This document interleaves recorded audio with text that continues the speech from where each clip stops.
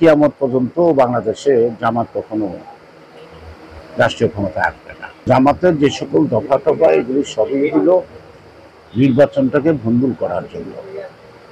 ওরা আওয়ামী লীগ নাই, এই কারণে বিএনপি ক্ষমতায় আসবে, এটা তারা সহ্য করতে পারে না।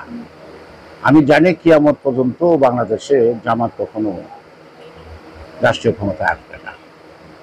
অন্য দল আসবে, কিন্তু ওরা আসবে না, এটা শিওর। ওরা পাকিস্তানের যখন আন্দোলন হয় তখন পাকিস্তান আন্দোলন ওরা বিরোধিতা করছে। আজ পর্যন্ত জামাত পাকিস্তানে কখনো আসন পায় না।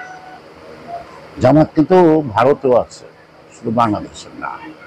তো সেই কারণে সাধারণ মানুষের ভাবনাকে যারা উপলব্ধি করতে পারে না, তারা কখনো সাধারণ মানুষের ভাষা না বুঝে তাদের মতলব হাসিল করতে চায়। সেই কারণেই বলবো যে আমরা স্বাধীনতার যুদ্ধে যেমন আমাদের রক্তদান আছে, জীবনদান আছে, আমাদের শ্রম আছে, এবং প্রত্যেকটা আন্দোলনও পরিবর্তনে আমাদের শ্রম আছে। যারা বেসিক ৭১ সালকে স্বীকার করে না, যারা স্বাধীনতাকে স্বীকার করে না, যারা বলে পাকিস্তান ভারতের যুদ্ধ হয়েছে, স্বাধীনতার যুদ্ধ হয় না, তাদের কথা শোনার, গুরুত্ব দেওয়ার সময় বাংলাদেশের মানুষের নাই। তারা জড় ষড়যন্ত্র করুক, নির্বাচন বানচাল করার ষড়যন্ত্র করবে। এটা আজকে দেখেন জামাতকে ব্যান করছে আওয়ামী লীগ সরকার।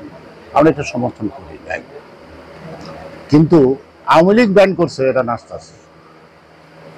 আবার আওয়ামী লীগ ভোট করতে পারবে না।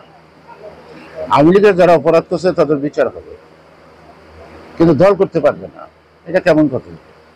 আর সকল রাজনৈতিক দল বন্ধ ব্যান করে কখনো রাজনীতি হয় না। তো এখন আওয়ামী লীগ নাই, এখন বিএনপি থাকবো না, ৭১-এর রাজাকাটার দেশ চালাইবো, আর এটা আমরা মানবো, এই বেচা থাকবে নাকি?